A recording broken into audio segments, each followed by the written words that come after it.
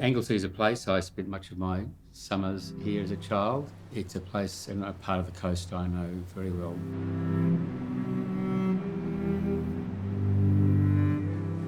It was always very important that we do something here that would transcend time and generations of kids growing up and all those sorts of things, but do so in a way that was completely different from our homes in Melbourne.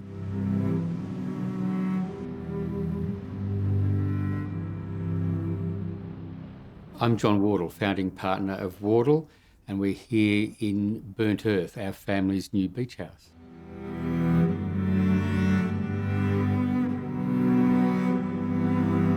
A lot of the planning of the house actually really extends from a knowledge of its geology. This place it has right at the very end of a vast landslip that was caused in the 1920s that has this vast, beautiful ochre-coloured cliff face, which was really the genesis of the idea of both the material and the tonality of these clay bricks in their rusticated form.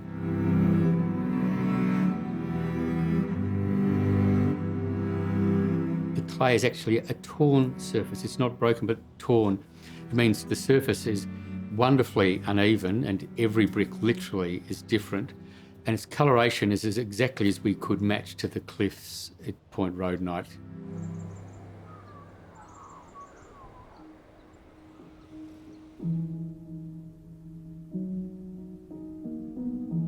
The house starts off at the front, facing the ocean and the courtyard as an informal living zone.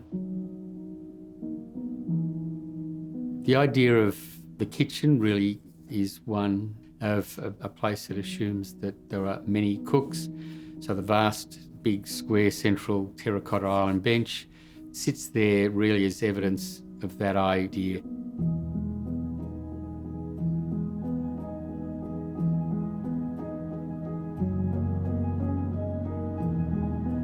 The space then bends around into the dining area with a reading nook, a window seat that looks back in toward the courtyard, another window that then looks out toward where water at times will fall, and then head up the stairs. At that point you're aware of this vast linear space, this study that appears to float with its wrapped, hand-knotted screening made in Vietnam.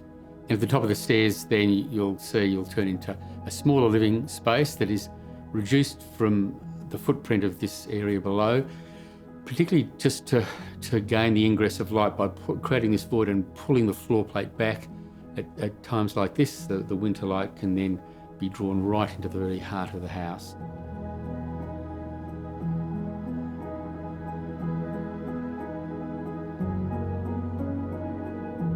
Very often we employ materials or systems that came out of an initial moment of curiosity, seeing something and wondering how it was made or who made it. And through our relationship with Artidomus and the introduction to Cotomanetti, and a relationship was formed that has transcended many projects now. So very early on, when considering the nature of the materiality of this house, to wish to draw upon this beautiful material made on the other side of the world and bring it to this place in Western Victoria.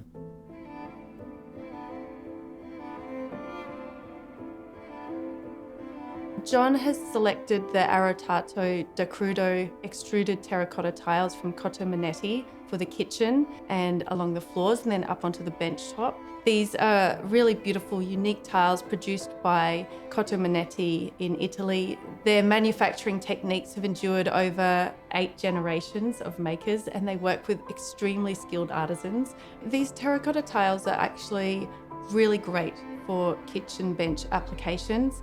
They have characteristics of being robust, they have high resistance, and they have that beautiful colour which is produced from the natural clay which is sourced in the Tuscany region.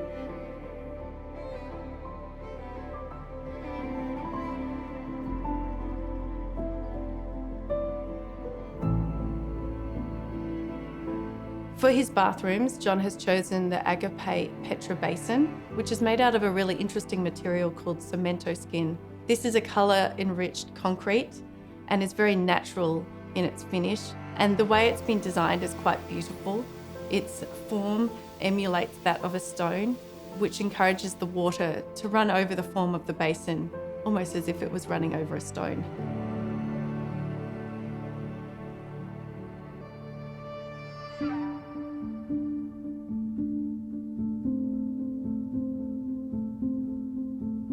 The bath itself certainly didn't go toward plan, and I very much appreciate telling this story. We sent over some drawings of what we thought an Australian bath should be.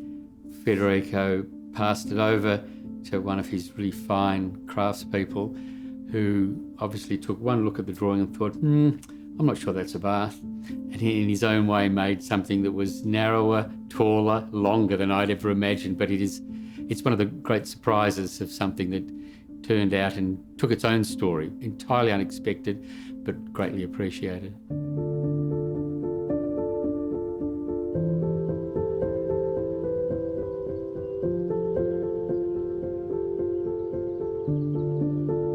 One thing that gives me pleasure about the house, it is quite unlike any house I've designed or as a practice have produced. Spatially, with this vast open centre, and where the one thing is common to all spaces is this ceiling that flies across from dining room, captures both living rooms, our study, and terminates in our bedroom at the top. Sort of feels like it's drawing everything together under the one protective armature, which is this great roof that falls from its association at the very top, where it's closest to the ocean, to terminate a great big spout that, when it does rain, throws water against beautiful ironstone rock and into a pool. And just to add a bit of madness to the whole equation, a small birdhouse is cantilevered off the edge of the spout. Yet to be inhabited, but I'm hoping as spring occurs, it will be home to something.